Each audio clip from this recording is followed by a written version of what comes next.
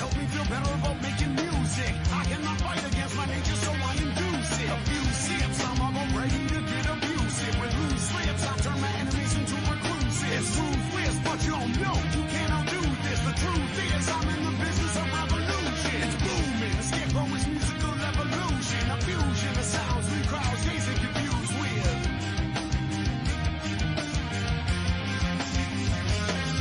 So come on, step it off, break it down and lose it. Come on,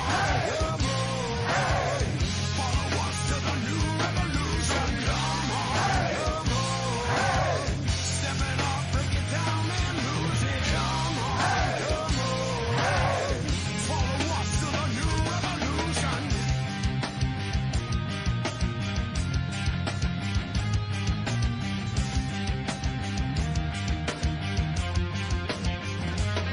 And now I'm proving that this battle I am never losing. I'm choosing to ignore the cuts and bumps and bruises. I'm cruising through these haters, leave them looking stupid. They foolish if they think they'll ever hear my conclusion. I'm through with all these promises and the excuses. I'm bruising eagles left and right every time I do this. I'm shooting for the top, no I'll never settle what you did. The future's in my hands, my grip will never lose it. My crew is ready to obtain the absolution, removing any doubt that we was ever fooling.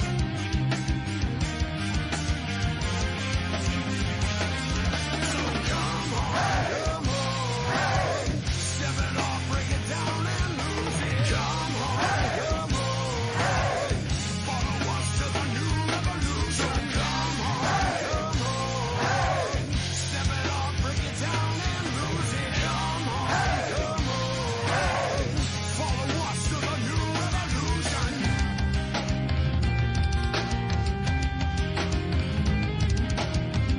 XpoCanna presents The second annual Connecticut Cannabis Expo. March 25th and 26th at the Mohegan Sun. Whether you're an aspiring ganjapreneur or looking to get your medical card and grow your own, Connecticut Cannabis Expo has it all. Open to the public. Come enjoy the lineup of guest speakers and lecturers, covering topics ranging from growing to setting up your cannabis business for success. Learn and grow with the area's brightest cannabis professionals. Tickets and additional info at XpoCann.com. That's XpoCann.com. So come on, step it off, break it down and lose it. Come on, follow us to the new revolution. Come on, step it off, break it down and lose it. Come on, follow us to the new revolution.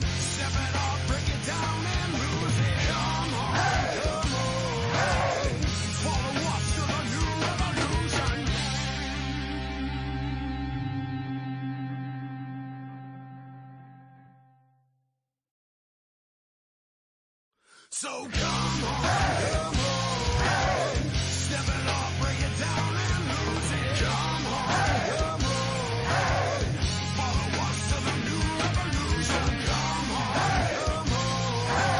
step it off, break it down and lose it. Come on, follow us to the new revolution.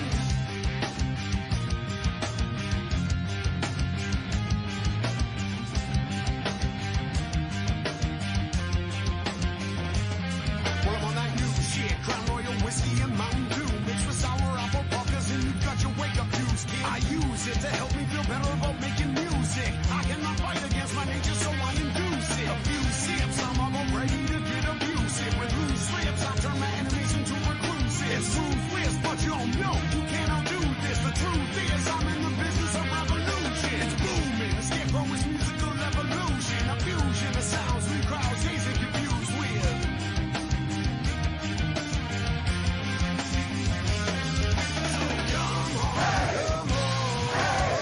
Step it off, break it down and lose it. Come on, follow us to the new revolution. Well, make sure you're at the right place here. It's going to be a little cannabis education, looking at some of the work that UCONN'S doing as an undergraduate, and I'm going to give you some background information about the research that is going on at UCONN. I am a professor at UCONN, and claim to fame is I started the first nationwide course on how to grow cannabis, essentially. To 400 students was the first rendition of the course, so kind of started the trend there, and now I offer an intro and due to the popularity of that, I'm also spooled into doing an advanced course as well. So I kind of run one in the fall, one in the spring semester. Kiera's also taking advantage of taking an independent study, and she's continuing on with research there. So I'm going to present some of the information going through about lighting, because I know that's a major topic, and we got some LED lights out in the main display hall there. So I'm going to give you some information about what lighting is and how to better understand that, as well as some of, again, as I said, the research currently going on at UCONN. We did actually have a minor that just got approved as of March. It just got approved, so we're excited to have that. And it's cultivation based.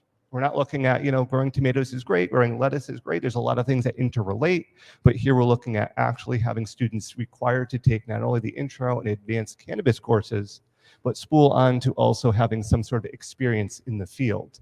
So I like to go at these venues if anyone has an area that they're looking at for having student interns or something like that, always interested in hearing from you for that regards.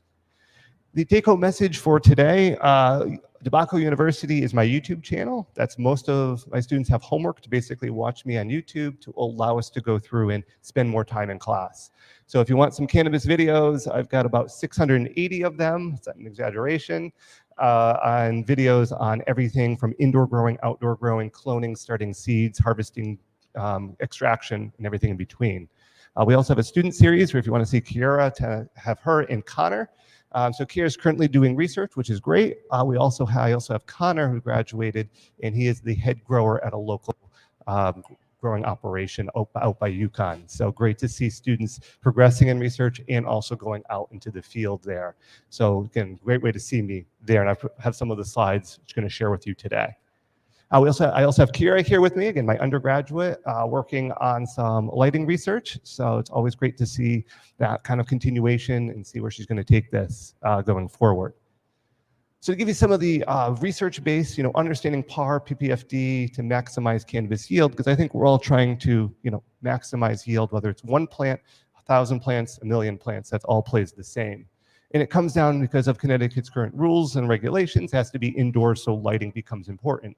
Even if you're an outdoor hemp grower, if you're looking at cloning or keeping mother plants, lighting is still important. And when we're looking at lighting, that affects the photosynthetic process. So that's what's causing the plants to basically produce the sugars, produce the cannabinoids, produce the terpenes, produce the stalks, the roots, all of that becomes very important. And the spacing of your lighting is important in the sense that you don't want to have it too close, but you also don't want to have it too far away.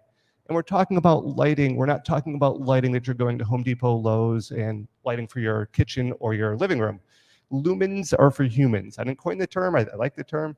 When you're looking at most of the lighting, you're looking at lumens. We're more interested in what the plants can actually absorb, because it's a little hard to see, but the lumens peak is in that greenish middle range. That's where us humans can see much better. We have that receptors in the back of our eye and our retina, the rods and cones, allow us to see those wavelengths stronger. Sadly for the plants, they can see or they need those wavelengths that we're not as tuned to. So as a result, PAR, which I'll talk about here, the photosynthetic rate, is more important when we're looking at grow lights or shop for those. And that PAR is in the full range of 400 to 700 nanometers. Again, that's just the wavelength of light in terms of different colors. Again, we look at the floor, if we're not colorblind, we can see a whole bunch of different coloration there. Those are different wavelengths that we're interpreting. In the 400 to 700, the 400s are more your purples and blues, the 5 to 600s more your yellows and your greens, and that 700s more of your reds there. So when we talk about these units, PPF is, you may have heard of that one. It's a short term for a very long term, photosynthetic photon flux.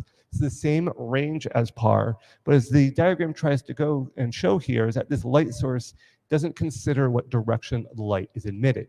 So we've got a light bulb here and it's projecting light out in 360 degrees. Okay, that's great for the light and it's producing that, but how much is actually getting to our plants? How much is getting down where we need it to? And this is where PPFD comes in. It's the photon flux density. And the best way to think about this, it's the same range. So we're still talking about those same wavelengths important to plants. But now we're looking, it tells you how much is going to impact an area per second.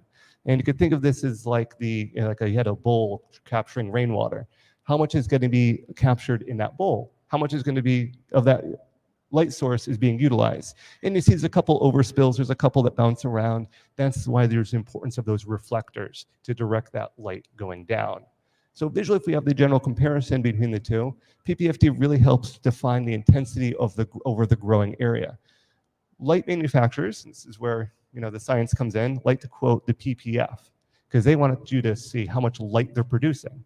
And they're not lying by telling you what the light they're producing, but the downfall is that's not getting to your plants, and if it's going up to the ceiling, for you, it's not really important in that regards. The limitations of these different units is, again, we're focused mainly on that 400 to 700 nanometers. We're going to hear Kiera talk more about that far red. We're showing that there's potential to go beyond this spectrum to understand plant morphology and how it impacts those. So PFD, we have a fishing show going on down the way. PFD is your inflatable device that you should be wearing on a boat. In the cannabis talk here, this refers to the photon flux density. And this is measured 300 to 800 nanometers.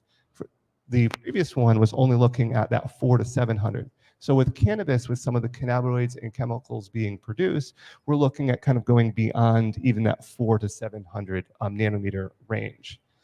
And I do include the units. I do have some handouts for those at the end. Units are important, and I mention this only because if you look at lighting manufacturers selling bulbs, they will sometimes switch the units on you to make it seem like it's so much bigger or larger or more powerful when it may not be the case there. So just be wise consumer. There are light sensors, so we have a PAR meter, and I did bring one here today just to allow people to take a look at it because they are relatively quite expensive. This one alone is around $400, and it measures light. But something similar, not exact, but something similar is called the lux meter on your phones. You can utilize that to get a general idea, but this is the official meter that is better for taking out scientific readings that would be used in research. Now, when we go to measure this, again, we're looking at expanding that range potentially, 340 to 1040 nanometers. You might see some that say don't use for HPS lights. Now, don't take that to mean HPS lights are horrible and you never want to use them, even though that's typically most Reddit posts will tell you that. HPS lights still can produce high quality cannabis. The downfall is HPS lights, as those have used them or seen them, they produce a lot of heat.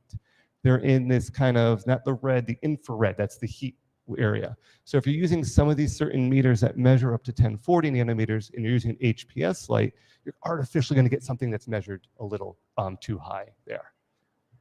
So how can this maximize cannabis yield? Well, we're looking at the wavelengths measuring outside that PAR reading may be advantageous when it comes to maximizing yield. I'm going to show you some bulbs that kind of start to play into some of this. Right now we've got the manufacturers that can produce these lights, which is great, but we kind of need the research end to come in to justify that or supplement that with what we actually should be utilizing. So this is looking at ceramic metal halides lights, but this applies to LEDs or anything. And if you've looked at any bulbs or anything, you might have seen these charts.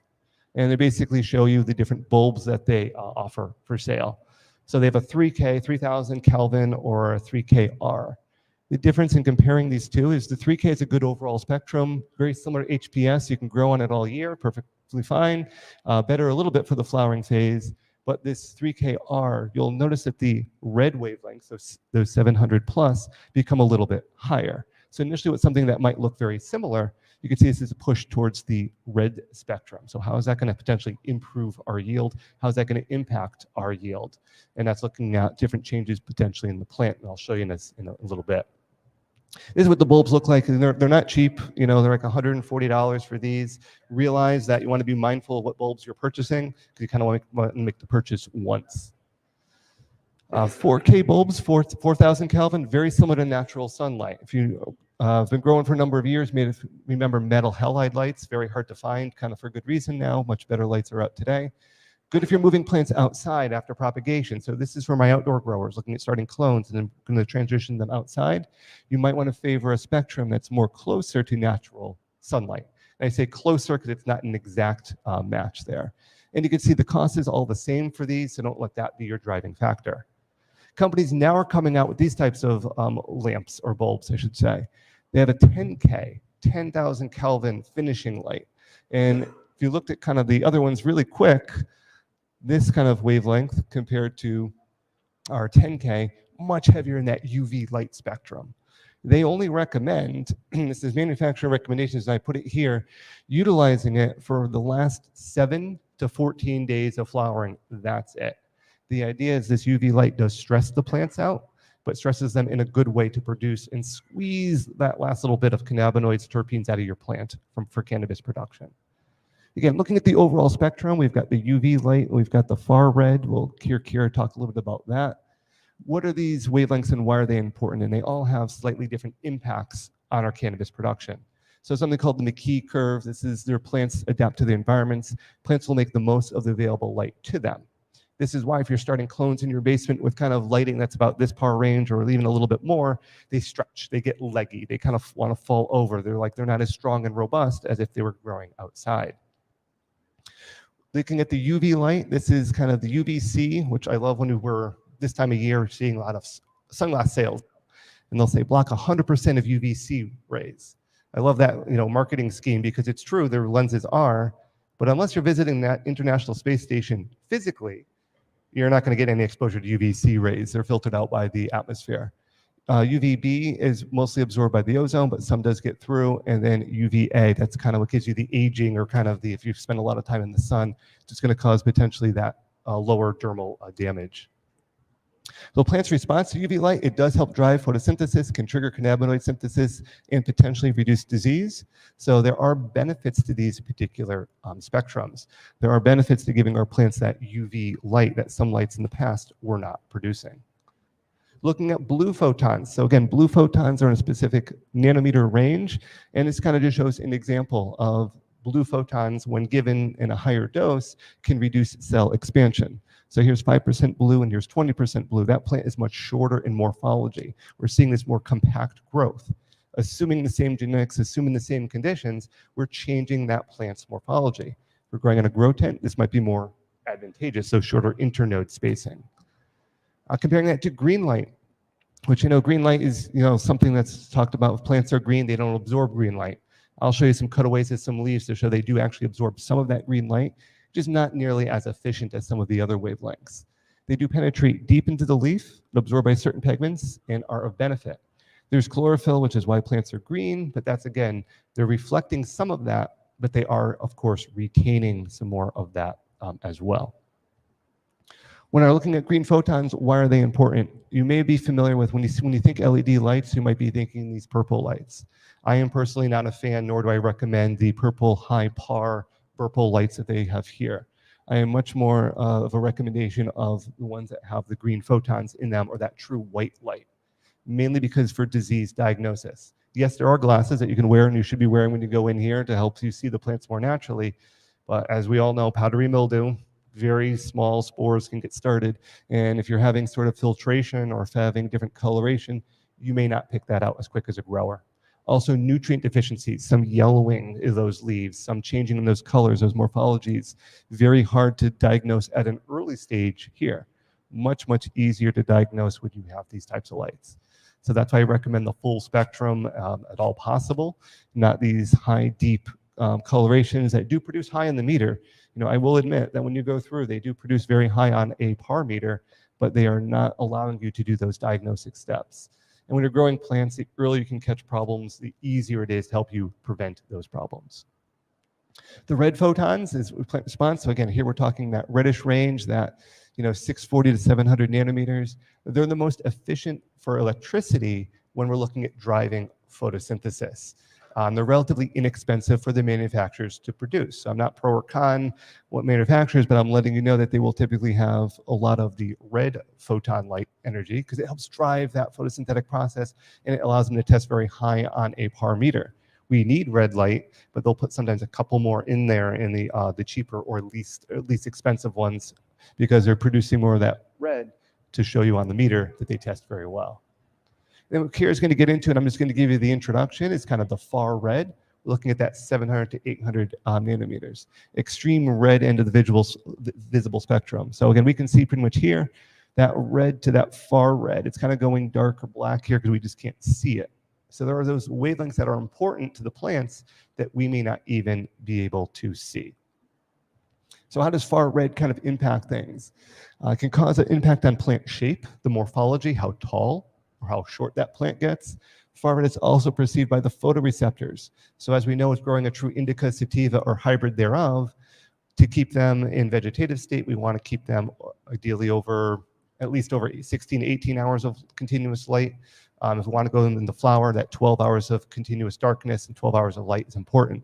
We can potentially drive and affect some of that. We could technically give the plants more or less visible light, but by giving them far red, we can force them to kind of think or perceive the photoperiod they're in as slightly different. So I promised you a cutaway of the leaves, kind of how are these wavelengths, when given in isolation, how are they penetrating that leaf? We could see blue light is absorbed mainly at the top area. Very efficient, very used for chlorophyll A and B. A spike there and doesn't get very deep into the leaf because it's being absorbed at such a high percentage. Compared to that to where green light, when people say, oh, green light is reflected by the plant, why is it penetrating so deep? The leaves look green, they're reflecting that green light. How is it possible they're getting so deep compared to the blue and the red light? Well, the reason why it's going deeper into the plant because it is reflecting. Some of that is reflected back at us, and we can see that. But also because it's not absorbed really well, it's like bouncing around. It's like the Plinko game, when we're looking at bouncing around, jumping around. It's penetrating deeper because it's not being readily absorbed at the very surface of the leaf. So therefore, that's why if you get a cutaway with the chlorophyll, a lot of your chlorophyll is stacked in that upper portion.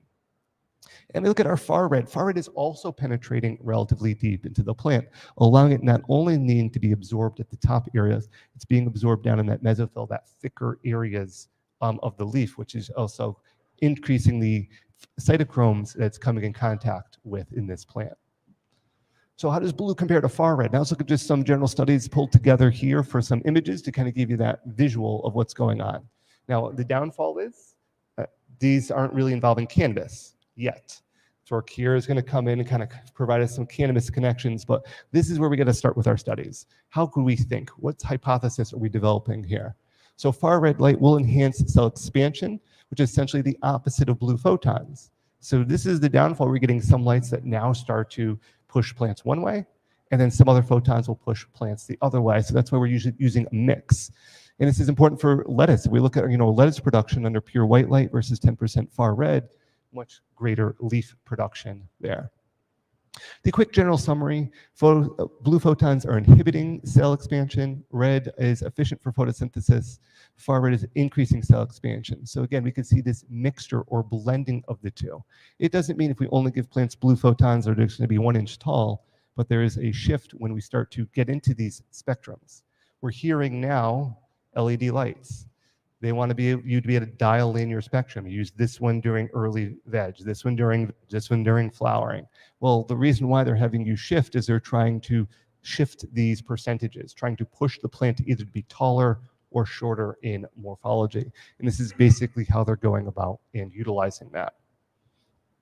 So last bit here, let me get into the far red to lead into what Kiera is just going to show a little bit of her research. Again, that far red, we're talking over here in our visible spectrum. So again, that red light, best colors that stimulate plant growth and role in photosynthesis. So it doesn't mean you give your plants only red light, but when we're looking at our red light, how much absorption is occurring, it's much, much higher in the red. And if you remember back at the blue, blue is also absorbed quite a bit here. Again, they have some contrasting plant morphologies, but blue, red, highly absorbed, and then down here you see all those kind of crash. That's basically where that green light is. It's not absorbed quite as much for sure, but it's still absorbed to some degree.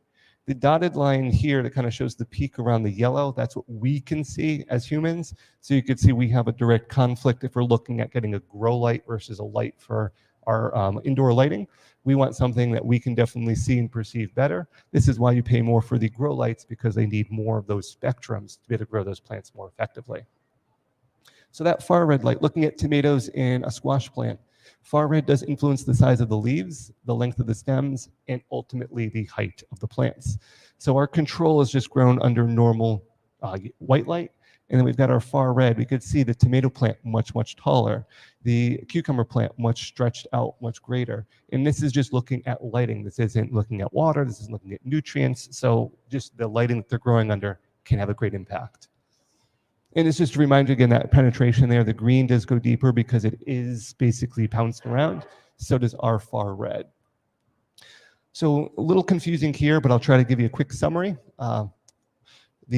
Those that take the math and statistics, there is some comparisons between here, but the take-home message here is we're looking at blue, red, and red light only.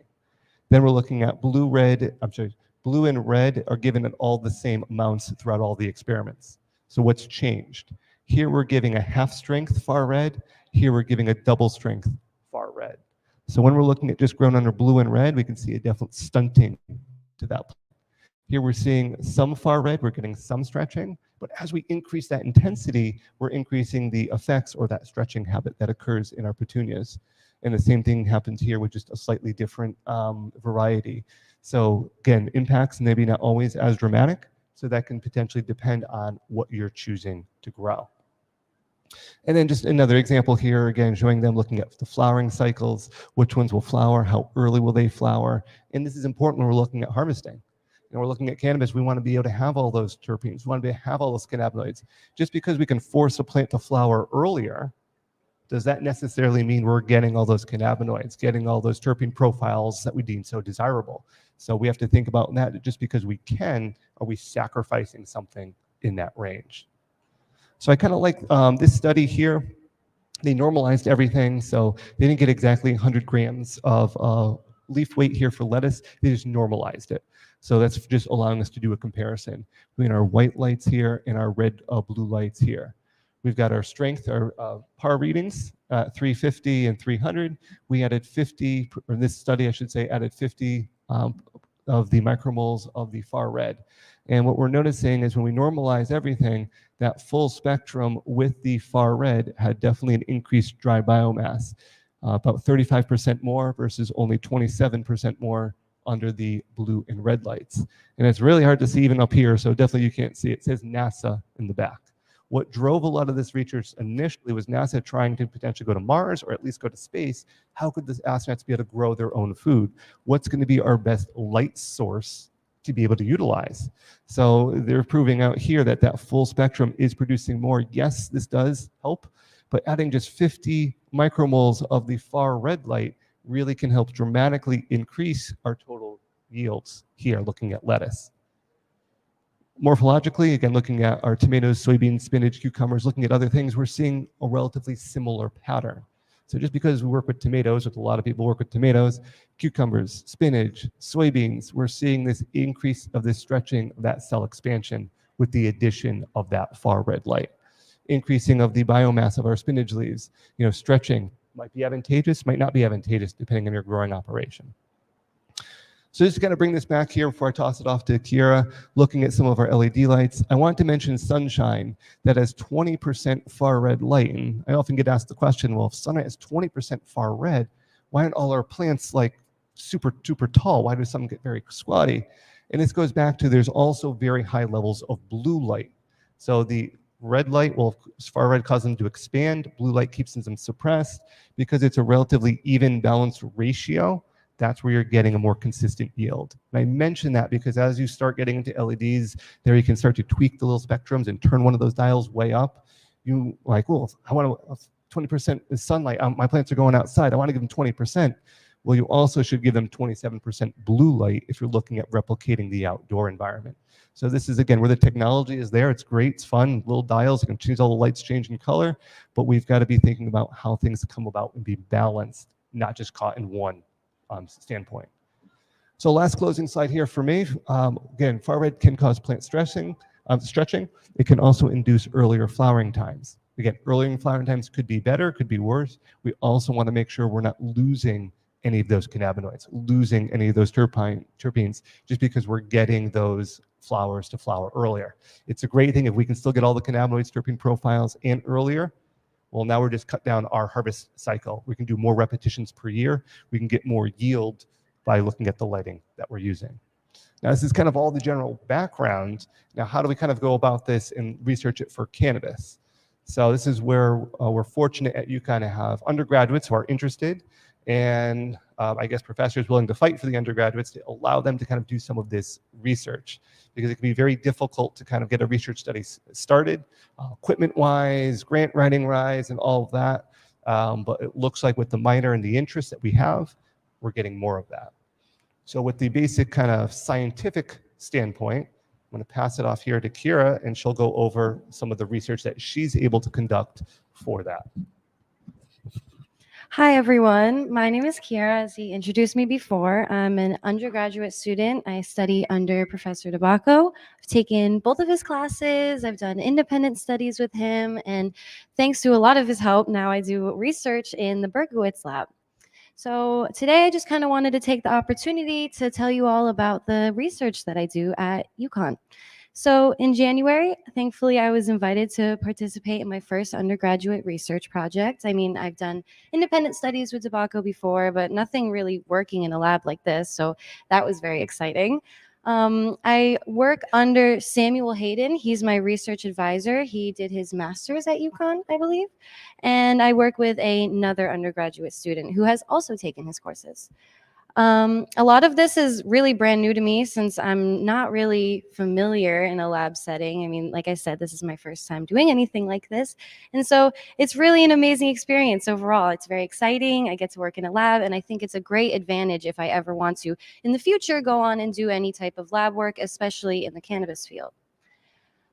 Together, we have been testing a theory: is constant high or low red to far red ratio, sorry, will that result in a certain phenotype? The name of our study is called Phytochrome Signaling and Cannabis Cultivation. Pretty much, how can we manipulate the molecular switch to grow better cannabis, or even, going further, better food? Can I see that? Thank you. So to begin my research endeavors, we didn't exactly just jump into getting the plants in a tent and going from there. I had to do quite a bit of homework. So I was assigned to read 10 research articles, and they were really helpful in understanding mostly the key elements of our study. So like LED light treatments and their effects on plant morphology and physiology, along with the cannabinoid yield that comes with that. The effects caused by the presence or absence of far red lighting on cannabis sativa plants, some of what he introduced before, role of RNA and microRNA in plant flowering, and an introduction to transcription factors, specifically expression of constans and flowering locus T, and their influence on the expression of SOC1 and GA20 oxidase. The first day of research was one that I was very well prepared for, thanks to DeBacco, which was taking clones. Here's me, and there are the clones. We decided to study the wife strain in the research greenhouse. We have a few different strains in the greenhouse, but we just felt that this CBD plant was the best for our study. It is a CBD dominant hemp plant. We don't study any actual cannabis in where I study in our greenhouses. 15 clones were taken and they were placed in rock wool. They were treated for powdery mildew using Millstop, and from there we carefully placed them in a humidity dome. Each clone had developed roots and we had no clone loss, which is very surprising because a lot of the time, a lot of the clones do end up dying, but we had good luck this time. Before we could officially begin our study, we had to raise the clones to a proper size. We couldn't really just throw them in there as much as I would have liked to. And we tended to the clones for about a month and a half. We picked the best 8 clones to study, and kind of the basis of which we chose it off of was like the root development. So whatever ones looked the most healthy and had the most roots, we decided to put into the tent to study. This is pre-moving day. As you can see, this is kind of the education that I was receiving from Sam, just trying to get a hold on everything that we were going to be researching. So it was pretty much, like I said before, the research articles and all that, just kind of hammering in that knowledge. This is a visual representation of the effect of red to far red radiation on cannabis plants.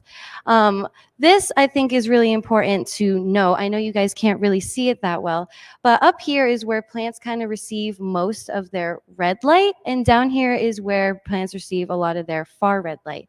And that's because there's a lot more shade going on because of obviously the leaves and stuff. And so a big part of far red lighting is that it kind of encourages the plant to elongate its inner node space.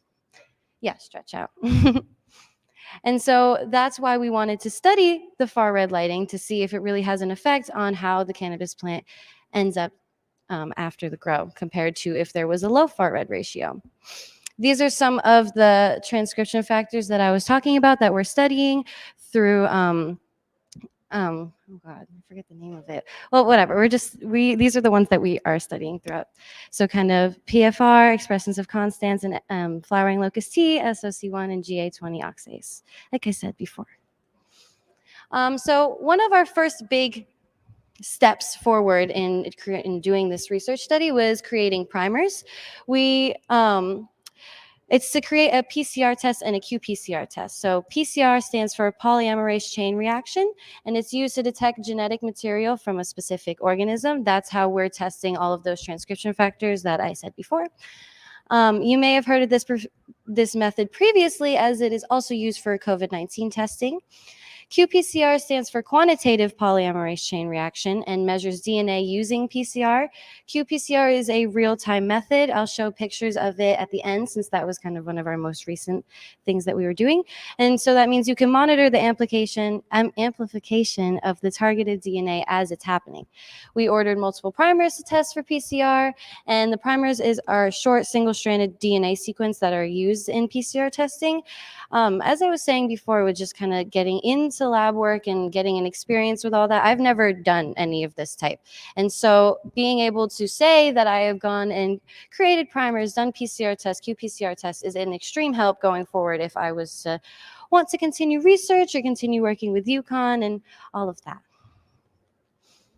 So our very first day was March 1st. We moved 4 of our plants into a low red to far red ratio tent and 4 into a high red to far red ratio tent.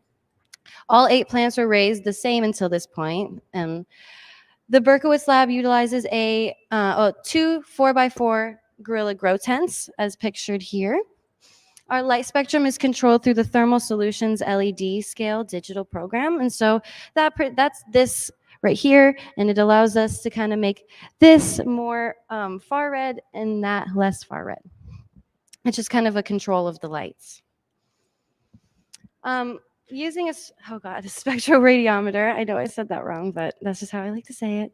We took measurements from both PAR and light spectrum in both tents. So this was the tent on the left that I just showed, and you can see that this has more far red. This on this side is far red light, the 700 to 800, and this is the red light, the 600 to 700 here. And so this tent has a low red to far red ratio since the red is here and the far red is here, in comparison to this tent, which has mostly red light and very little far red light. So there is a higher red to far red ratio. It's kind of the second big step that we took going forward was collecting leaf samples for the PCR tests. And so I was taught how to kind of take leaf samples from both sides of the tent. And this is how, like I said, we keep track of all of the transcription factors and really complete our study through taking multiple of these tests. So pretty much we just take a little snipping from the top of the plant and put it into those little tubes. They're sitting in liquid nitrogen right there so that we can keep all of the DNA and RNA intact so that we can study it in the future. And this is a super cool process that is used in more than just cannabis studies. And so again, another advantage going forward if I was to continue research. This is most recently what I was talking about with the qPCR. We carried out gel electrophoresis, and it's pretty much a technique that's used to separate DNA, RNA, or proteins according to their molecule size. Through an electrical current, the molecules are pushed through a gel containing small pores, and so pretty much we put them in all of the primers and everything that we've tested before goes into here, and we hit it with an electrical current, and pretty much it gets this smear, and you could see all the different types of DNA and DNA fragments that are present in a sample and how large they are compared to one another. It's a visual result of a PCR reaction. And now we just started our research, so I don't really have too much to update you on other than this, but I am beyond excited that I'm able to perform undergraduate research with UConn, especially in the field of cannabis. Being able to be a part of this research gives me an incredible advantage if I choose to continue my cannabis research in the future. Not only am I gaining lab experience, but I am also continuing my education in cannabis research, which is super great because I can't really seem to get enough of taking Debaco's classes and stuff. So it's good that I can continue it in this way. Oftentimes, undergraduate research is difficult to attain, as he was talking about before. There's so much that goes into it with the grants and getting a mentor and everything like that. And so thanks to the help of Debaco, I can actually do this and study my passion. I put this in if we had time, but it was the presentation that was created by my research advisor. It was pretty much just like the proposal of the project. I don't know if we could pull it up at all. It's okay. We could share the link in the future. But yeah, thanks. All right, so I just wanted to give you kind of this take-home message now. You kind of heard all the research, kind of the background of all the studying of lights, active research that's going on. How does this relate to if I want to go out and buy a light today? When we're looking at buying lights, as we can see, understanding how these spectrums impact plants, we're taking leaf samples. We're freezing them because RNA is unstable, so to be able to study that. This takes time to go through and basically prove this theory out or disprove this theory. It's, again, we try to go in with an open mind. So the advantage here is when you're going and looking at shopping for LED lights, because I know that's what only everyone kind of looks for, those ones that have the special spectrums that you can dial in. I'm not saying they're good or bad. I'm just saying we don't yet have that research to really have that recipe for lighting. HPS can still grow good cannabis. I know other people will argue with that and say it has to be LED or not. HPS lights, I know commercial growers still using 100% HPS lights in their flower rooms, and they're still getting over 30% THC yields. It can be done. Yes, it's very difficult to get 30% regardless, but if you think the light is going to save you, it's not. HPS light can produce just fine. LED lights do have some advantages. They do run cooler. They are a lot more expensive. Good LED lights aren't cheap. Cheap LED lights aren't good. So we want to start to look at some of the research that these companies can provide you, or if not research, at least what their light is producing. Typically, I'm a big fan of the Philips Green Power lights for CMHs. Not sponsored by them. I wish I was. You're looking at, they're $150, $120-ish dollars per light. I can get a similar light for less than that. And initially, they test very good. They test basically the same. Their degradation on the cheaper lights is much quicker. And that's something I think a lot of growers forget, is that we can see a light and it's very bright to us and it looks like it's just fine. There's degradation of those certain spectrums. So understanding that, your LED lights, if you're going from an HPS to an LED light setup, there's other factors to consider environmentally. And I've got plenty of those videos on my YouTube channel. So I definitely encourage you to visit that if you do have an interest. I try to go, I know it's been a little bit heavy on the science today, trying to give you some of that real information that's so hard to get out to members of the public. I thank you all for, coming out and willing to hear this, because a lot of people just want to go to whatever website and whatever marketing they're being pushed on, and they just believe that as fact. Have no problem questioning it. I'm going to say far red's going to be completely garbage and not going to work. Early indications, so there is some benefits, but that's early indications. How much and what ratios, that's what really requires the science to back it up.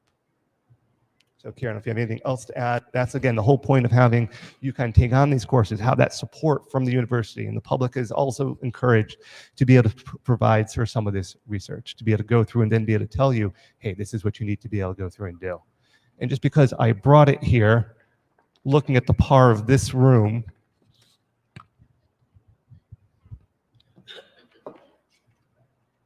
here, Kiera, I'll have you, since you're well-versed, I'll have her be the...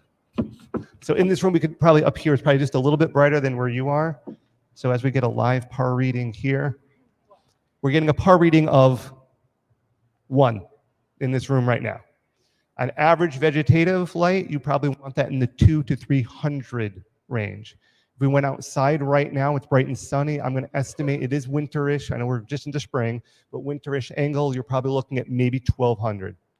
So you got a par of 1 in this room.